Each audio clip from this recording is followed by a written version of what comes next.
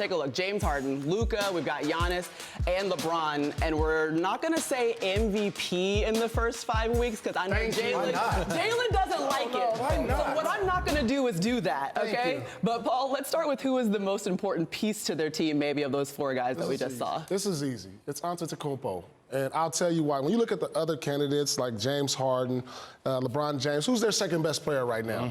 Who is it for the Greek Freak? Middleton. He hasn't been there. They played 10 road games. They have the best record in the East, and he's been completely dominant. It's hands down him.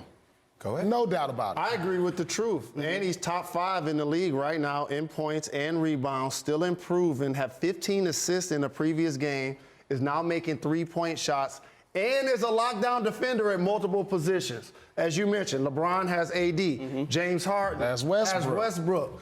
Luka has Kristaps Porzingis. Yeah, absolutely. We're talking about he has Bledsoe is his second best. Not a knock on Bledsoe, but he's the second best player, and he's not as good as those guys we talked about on those other teams. I'm with you guys on Giannis. Yo, but James Harden's right there. I mean, we've seen what teams have done when it's just Russell Westbrook by himself. Average a triple-double, win MVP. I hear you, but I mean, are they being top 5 seed in the West? Are they top 2 seed in the West? Like, that's what they are with James Harden.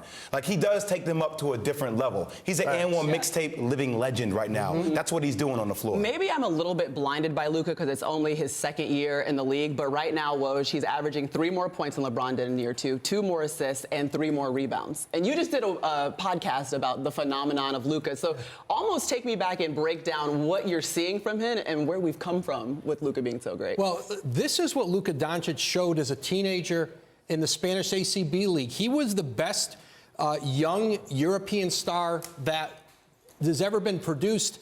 And there were still people who wanted to pick apart his game and, question how it would translate to the NBA. And he's come in, I think, even exceeded Dallas's expectations. They thought he was the best player in that draft last year, but they didn't expect, maybe by year 3 he's an all-star. It is year 2. He is a top 5 MVP candidate. Yes. He has transformed that organization. He was top 5 most skilled player in the league.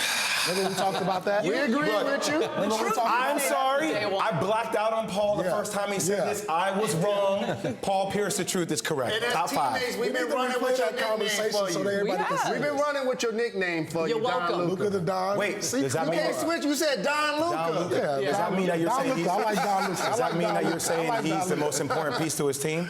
Is that what you're saying? Well, what Doncic is doing right now that the others aren't is taking a bad lottery team and putting them in playoff contention. Now, the Lakers last year, listen, they weren't a very good team. They had Anthony Davis. That changes. But I think what Doncic is doing in just his second year in the league, this is as impressive of a young player who's come in the league in a very long time. Okay, I like what you said, as impressive as a young player that's come in the league in a long time. The last time we probably saw it was LeBron. So how does year 2 Luka compare to year 2 LeBron?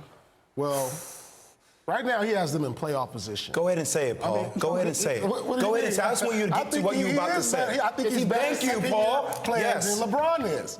First of all, I think he has a higher IQ at his second year. Facts. And this is why, because he's been playing pro longer than LeBron. He was playing in Europe a long time playing against grown men.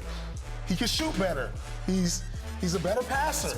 Now, will he be better than LeBron? No, I'm not saying that. He won't be better than LeBron. But we're talking about in his second year, he's better than LeBron. There's a larger sample size. There's a larger sample size for LeBron James. So, but if we're talking about year 2 specifically, it's not even a question. It's Luka Doncic. Gather around, boys and girls. All right, Take it from somebody Let me get my marshmallows. Somebody that actually played against LeBron James during his second year. And he scored 55 points on us. He averaged 27, 7, and 7. Wait, that just says how bad y'all were defensively. Paul That Pierce. So he gave you a 55 and an 81? No, that's a different player. Oh, okay. That's a different player. Why everybody giving you buckets, Jay? Well, I had 30 and we won. That's another subject for another day. But for LeBron, now remember, Luka got a chance to play a few years pro. LeBron came straight out of high school, not only met expectations, driving a Hummer to games, ESPN showing up in games, but exceeded them. Luka, I just feel like he's one of those guys. We're kind of letting it be normalized because he keeps on doing it. But remember, he was 12 when Real Madrid came in and was like, we want that guy on our team. He was 15 and 16, 17 playing with pros. Yeah, and listen, Luka Doncic like, he is part of LeBron James' legacy. This is a player who grew up in Slovenia. Yeah. Wanting to play like LeBron James, was greatly influenced. I will never forget this. Doncic's first game at Staples Center against the Lakers. After the game, he went and got LeBron's jersey from him. We were over in the JW Marriott next across the street from the hotel.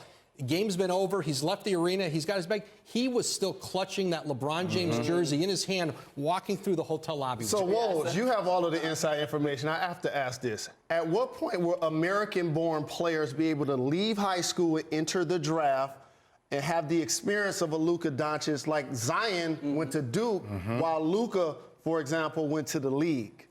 There is a stalemate right now between the league and the Players Association about under what conditions the one and done goes away. Both theoretically, both sides would like for it to go away. Both sides want some things as part of that agreement. They haven't gotten there yet.